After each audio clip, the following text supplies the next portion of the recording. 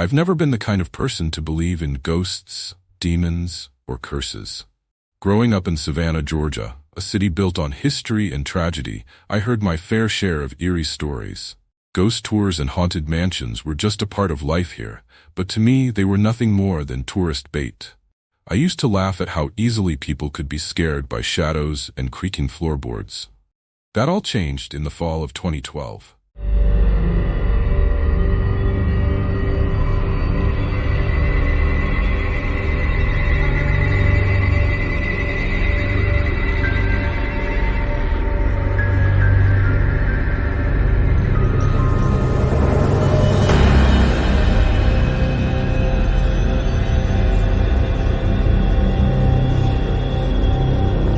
It was mid-October, right before Halloween.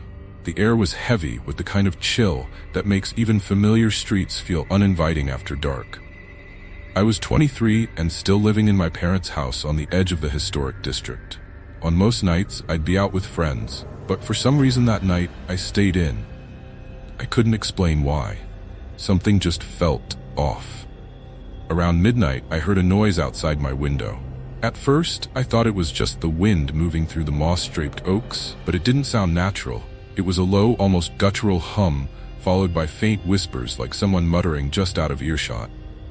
I tried to brush it off, convincing myself it was nothing, but then my phone buzzed. A text from a number I didn't recognize. "Do you want it?" I stared at the screen, trying to make sense of it. I replied, "Who is this?" but got no answer. Just as I was about to block the number, another text came through. "Come to Forsyth Park." Forsyth Park, one of the most beautiful places in Savannah by day, but at night, its sprawling oaks and dimly lit paths took on a completely different character. The idea of going there at midnight was absurd, but something about that text, I can't explain it. It was like it pulled at me, daring me to find out what it meant. Against every ounce of common sense, I grabbed my jacket and left. The streets were quiet, eerily so, even for a weeknight. When I reached the park, the lampposts flickered faintly, casting long shadows that seemed to stretch and shift as I walked. I stood under the fountain at the park's center, waiting. Waiting for what? I didn't know. That's when I saw her, a woman standing under the oaks about 30 feet away. She wasn't moving, just standing there, her back to me. She wore a pale dress that almost seemed to glow in the faint light. I should have called out to her, asked if she needed help, but something held me back. As I took a step closer, she turned. Her face, there was something wrong with it. It wasn't distorted or grotesque, but it was blank. No expression, no emotion, just empty. And her eyes, they weren't like any eyes I'd ever seen. Dark, endless, as if looking into them could swallow you whole. She didn't speak, but I heard it again, that low hum rising in pitch until it became words. "Do you want it?" I didn't answer. I couldn't. My body felt frozen, like every instinct was screaming for me to turn and run, but my legs wouldn't move. Then she smiled. Not a kind smile, but one that felt like it was meant to unnerve. I don't know how long I stood there before I finally found the strength to move. But when I did, I ran. I ran until my lungs burned, until the park was far behind me. When I got home, I locked the doors, closed the blinds, and tried to convince myself it was a prank or a nightmare. Or anything but what it felt like. But the next morning, I woke up to find a mark on my wrist, small, almost like a burn. It was shaped like a pair of lips. I scrubbed at it until my skin was raw, but it didn't fade. I didn't tell anyone at first. What would I even say? That I saw a woman in the park who somehow left a kiss-shaped scar on my wrist? People would think I'd lost my mind. But then, a few days later, I heard about a tourist, a young woman, who'd gone missing near Forsyth Park. Her friends said she'd wandered off after telling them she was meeting someone. They found her phone at the park's edge. The last text she received was the same one I'd gotten. "Do you want it?" I didn't want to believe it was connected, but deep down, I knew. Over the weeks that followed, I started seeing her everywhere, in reflections, in crowds, always at the edge of my vision. And every time, I'd hear her voice, "Do you want it?" I stopped sleeping, stopped going out, hoping that if I ignored her, she'd go away. But she didn't. One night, about a month after it started, I woke up to find her standing at the foot of my bed. She didn't say anything this time. She just smiled, leaned down, and kissed my forehead. When I woke up, she was gone, but the mark on my wrist had spread. It looked like veins, dark and branching out from the lips like roots. I left Savannah the next day. I thought that maybe if I put enough distance between us, I could escape whatever was happening. But it didn't work. No matter where I went, she was there. Always watching, always waiting. And the whispers, they're getting louder. So now I'm telling you, maybe it's too late for me, but if you ever get that text, if you ever hear her voice, don't answer. Don't go looking for her. Because once she finds you, there's no going back. People call it the demon's kiss. At first it sounds like an old wives' tale, the kind of story meant to frighten children or keep young lovers from wandering off alone at night. But the truth is far more disturbing. This isn't just a myth passed around for generations. It's a shadow, a presence that seems to follow certain places and people through history. And for reasons I still can't fully explain, I found myself caught in its path. The story has been whispered for centuries. It doesn't have a single origin, at least none that anyone's been able to trace. It's not tied to a particular country, culture, or time period. It simply appears, uninvited and unexplained, leaving devastation wherever it touches. The details always vary slightly, but one thing remains consistent: the kiss. It begins innocently enough, a chance meeting, a fleeting moment with someone who seems almost too perfect to be real. There's a pull, an unshakable connection, as if they've been waiting for you, or maybe you for them. They're charming, beautiful even, but there's something you can't quite put your finger on. And then it happens. The kiss. That's when everything changes. Some say it feels like time stops. Others describe it as if the world itself fades away, leaving only the sensation of their lips. But when it's over, there's always a mark, a subtle imprint, almost invisible at first, like a bruise or a burn. And from that moment on, your life is no longer your own.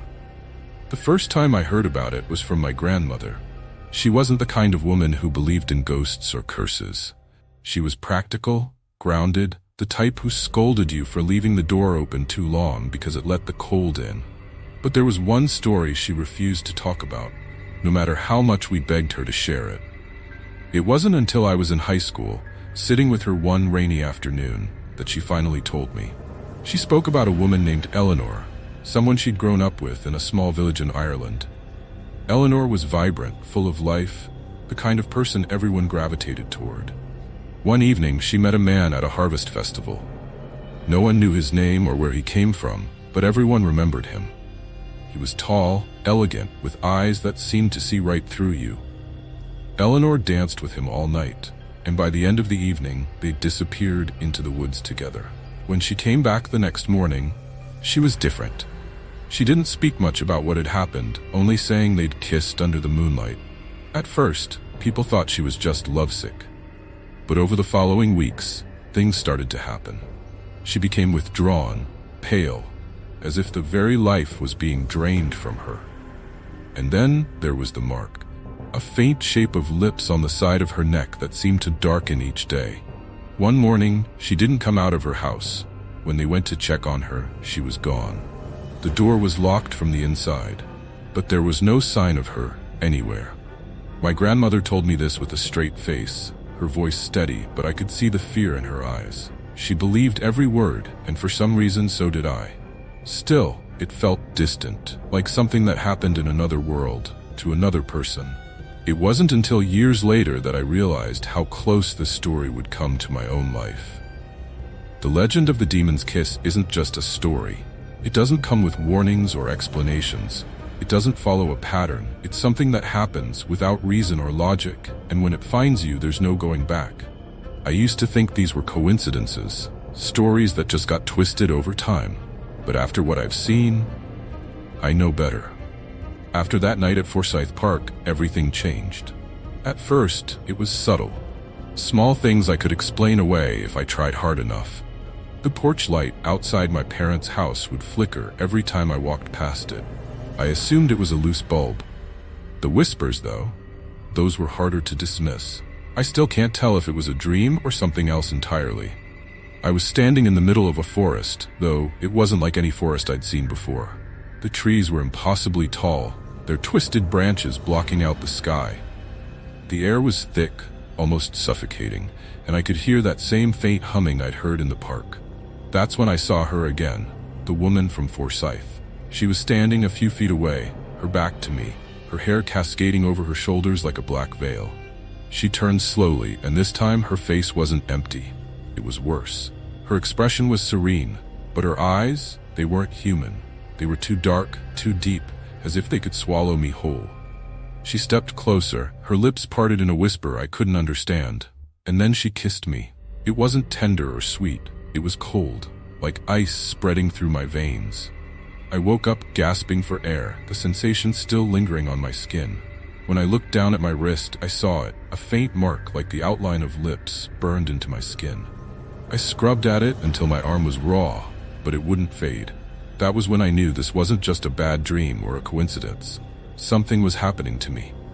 Word travels fast in Savannah, especially when something strange happens.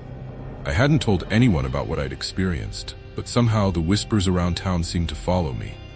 I'd catch snippets of conversations, people talking about curses, bad omens, things best left alone. The older folks were the most cryptic, offering warnings disguised as casual advice. "Don't walk alone at night," one woman told me at the grocery store, "and if you hear her, don't answer." Another man at the gas station muttered something even more chilling as I paid for my coffee. "Beware the touch of the cursed. It doesn't let go." The warnings only added to my unease, but they didn't prepare me for what happened next. It was a Friday night, and I was at the diner on Habersham Street, where I'd been working part-time since college. One of my coworkers, Daniel, had been acting strange all evening. Jumpy, distracted. He kept glancing out the window like he was expecting someone. I finally asked him what was wrong, but he just shook his head and muttered, "It doesn't matter. I can't stop it now." A few hours later, Daniel didn't show up for his break. At first I thought he'd slipped out for a smoke, but when I checked the back alley, he wasn't there. His car was still in the parking lot, his jacket hanging on the hook by the door. He wouldn't just leave without his things. I asked the manager if anyone had seen him, but no one had. It was like he'd vanished into thin air. That's when we found it. The note. It was folded neatly on the counter near the register, as if he'd left it there for someone to find. There were only 3 words written in shaky, uneven handwriting. "It found me." The police were called, of course, but there wasn't much they could do. There was no sign of foul play, no evidence of where he might have gone. Just that cryptic note and the unsettling fact that he'd been talking about something, or someone, before he disappeared. Over the next few days, his absence hung over the diner like a shadow. Customers whispered about him, speculating where he might have gone or what might have happened to him. But I couldn't stop thinking about those words. It found me. The more I thought about them, the more they felt like a warning, not just for him, but for me. I couldn't shake Daniel's disappearance. Every time I thought about it, those words echoed in my mind. It found me. Something inside me knew his fate was tied to mine, but I didn't understand how until I found the journal. It happened by chance, or at least that's what I told myself. A week after Daniel vanished, I was cleaning out the storage room at the diner.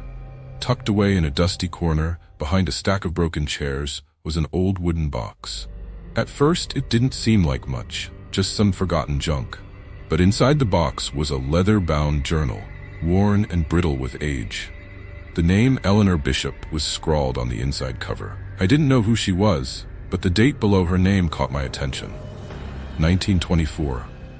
As I flipped through the pages, I felt my stomach twist. The handwriting was frantic, the words barely legible in some places. But the things she described, they mirrored everything I'd been experiencing. The whispers, the flickering lights, the mark on my skin. She wrote about meeting someone, a man who appeared out of nowhere, offering her comfort when she felt most alone. He kissed her, and from that moment, she was never the same. She described a hunger, a longing she couldn't satisfy, as if the kiss had stolen something from her. Then there was the drawing. On one of the last pages, Eleanor had sketched a figure, tall, elegant, with a face that was both captivating and terrifying. Beneath it, she'd written, "It doesn't take your life, it takes your soul." My hands shook as I read those words. Eleanor's story didn't end with a resolution or an escape. Her Her final entry was short, just 5 words: "It waits in the woods." The journal sent me spiraling into research. I spent hours scouring old records, newspaper archives, anything that could help me piece together the truth. That's when I realized this wasn't just my story, or Eleanor's or Daniel's. The same pattern repeated over and over, across decades, across continents. A mysterious figure, a kiss, and then a slow, inevitable decline. It wasn't death the demon offered. It was something worse. Eternal longing. A craving so deep, it consumed everything else. The victims didn't die. They simply faded, their bodies and minds unraveling until there was nothing left but an empty shell. And the demon? It didn't need to hunt. It waited, knowing its curse would draw people to it. As the pieces came together, I realized I couldn't ignore it any longer. I had to face it. Running wouldn't save me. Pretending it wasn't real wouldn't save me. If I wanted answers, if I wanted to survive, I had to confront the thing that had marked me. The night I returned to Forsyth Park, the air felt different. Heavy, electric, the kind of stillness that makes every sound feel amplified. I didn't know what I was expecting, but as I reached the center of the park, it was there. Waiting. It wasn't what I thought it would be. The figure I saw standing in the clearing was beautiful. Not in a way that felt natural, but in a way that was almost hypnotic. Its skin seemed to glow faintly in the moonlight, and its eyes, those eyes, were impossible to look away from. It didn't look monstrous, but the longer I stared, the more I felt the weight of its presence. Like it wasn't just standing there, it was everywhere, surrounding me, filling the space between my thoughts. It didn't move, but I heard its voice. Low, smooth, almost a whisper, but it carried like thunder in my mind. "Do you know what you want?" it asked. The words sent a shiver down my spine. I opened my mouth to speak, but no sound came out. The demon stepped closer, its movements unnervingly graceful. "I can give it to you," it said, its lips curling into a faint smile. "One kiss, that's all it takes." It tilted its head, studying me like I was an insect under a magnifying glass. "You're already mine, you know. The mark binds us, but the kiss makes it complete." I wanted to scream, to run, to do anything but stand there frozen in its gaze. But something inside me resisted. "What happens if I refuse?" I forced the words out, my voice barely above a whisper. The demon's smile widened, but it didn't answer right away. Instead, it reached out, its hand hovering just inches from my face. The air around it felt icy, almost burning. "Refuse," it said, its tone dripping with amusement. "You've already begun. The longing you feel, it will only grow. You'll come back. They always do." I could feel my heart pounding in my chest as it leaned closer, its voice dropping to a near whisper. "But if you accept, I can make it painless. I can give you what you truly desire. One kiss, and all your fears, all your doubts will melt away." For a moment, I felt the pull, the temptation to give in, to let it take whatever it wanted just to make it stop. But then I thought of Eleanor, of Daniel, of all the others who had vanished without a trace. I clenched my fists, forcing myself to step back. "No," I said, the word trembling but firm. "You don't own me." The demon's smile faltered, just for a second. Its eyes darkened, and the glow around it seemed to dim. "You will come back," it said, its voice no longer smooth but sharp, almost a snarl. "They always do." Before I could respond, the clearing went dark. The moonlight vanished, the whispers surged around me, and I felt a cold hand brush my shoulder. When the light returned, the demon was gone. But the mark on my wrist had deepened, its veins spreading further up my arm like roots burrowing into my skin. I knew this wasn't over. The demon hadn't left. It was waiting, watching, knowing that its curse had already begun to take hold. And as I stumbled out of the park that night, I couldn't shake the feeling that no matter how far I ran, no matter how hard I fought, the kiss would find me again. I left Forsyth Park that night, but I didn't feel free. The mark on my wrist throbbed faintly, a constant reminder that I hadn't escaped. I hadn't won. The demon didn't chase me. It didn't have to. It was patient. It knew the curse wasn't something I could outrun. The next few days were a blur. Savannah felt different, like the soul of the city had shifted somehow. The streets seemed emptier, quieter, even in the middle of the day. The air carried a weight that wasn't there before. It wasn't just me who felt it. People around town seemed restless, nervous, though no one could explain why. At night, the whispers returned, stronger than before. They no longer stayed outside my window. They were in the room with me, circling, growing louder until sleep became impossible. The villagers' warnings echoed in my mind. Beware the touch of the cursed.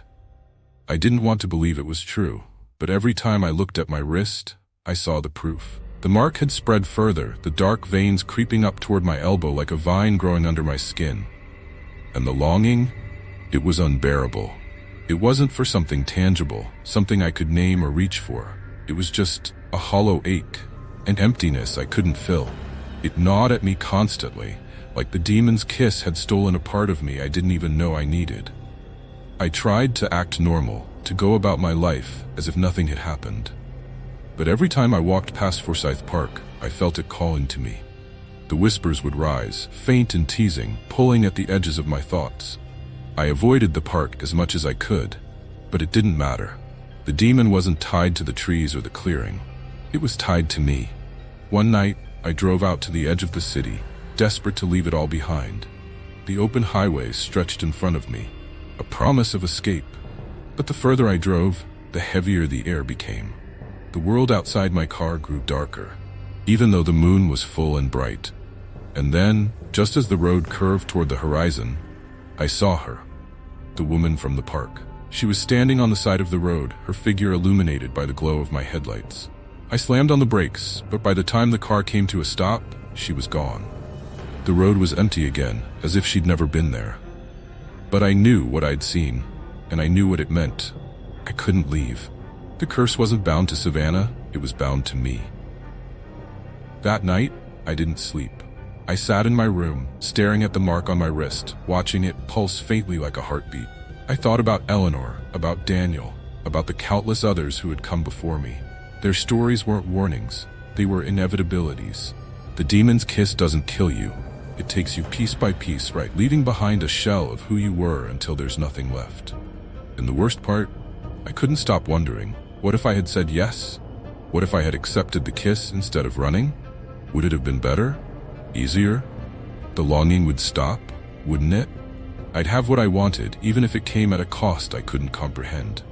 But then I remembered the journal, the look in Eleanor's eyes, the emptiness that followed her.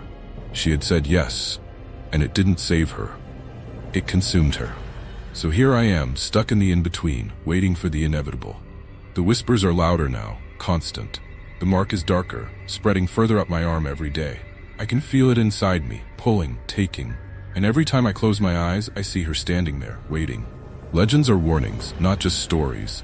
But the truth is, warnings don't matter once the kiss finds you. So I'll ask you, would you resist it? Could you? This isn't just my story. It's a question, a challenge that lingers long after the whispers fade. If you were in my shoes, what would you have done? Would you have fought against the pull, knowing it could cost you everything? Or would you have given in, hoping the promise of relief was worth the price? What do you think I chose in the end? Temptation or survival? And if you were standing in that moonlit clearing, face to face with the demon, could you resist its offer? Could you turn away from something so irresistible, even if you knew the cost? Maybe you felt it before. That pull, that unshakable feeling that someone, was too good to be true. Did you follow it, or did you let it go?